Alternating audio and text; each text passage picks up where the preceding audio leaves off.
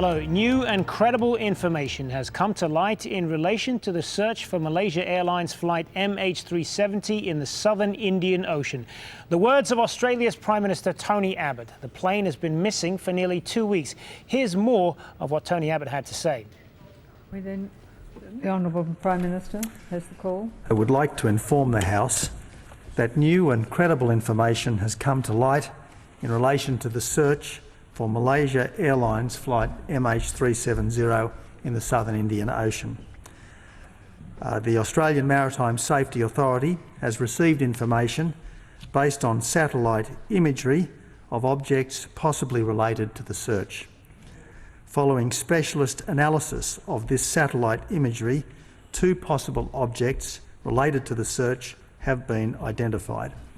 I can inform the House that a Royal Australian Air Force Orion has been diverted to attempt to locate the objects. This Orion is expected to arrive in the area at about this time. 3 more aircraft will follow this Orion.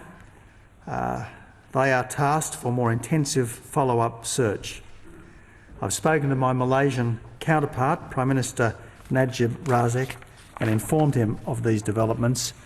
I should tell the House, and we must keep this in mind, the task of locating these objects will be extremely difficult, and it may turn out that they are not related to the search for flight MH370.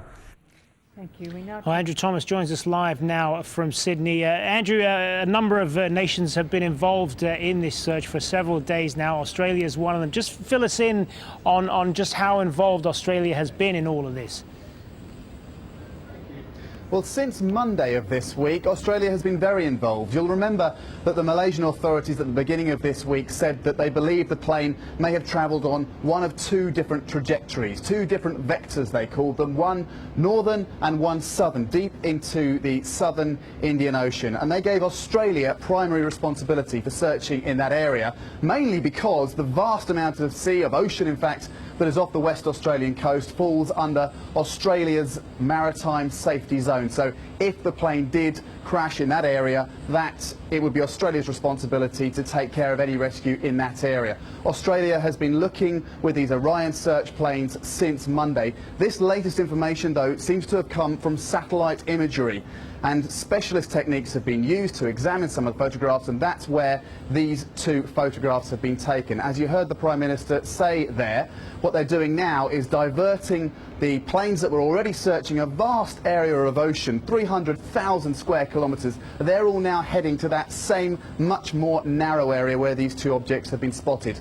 The first of those 4 aircraft should have arrived at that rough location by now, in the last sort of 10 minutes or so. The other 3 planes are heading there as well. I think this is significant because Tony Abbott is not somebody who just speaks off the cuff or will report the latest rumour, whether it's on the internet or whether it is within diplomatic circles. He will only talk when he feels he's got credible information, and that is what he described in Parliament. He said that this was potentially an important development in this search, but as he said, as we should say as well, there have been false leads before. This may turn out to be another one. Yeah, thanks for that, Andrew Thomas, live for us there in Sydney.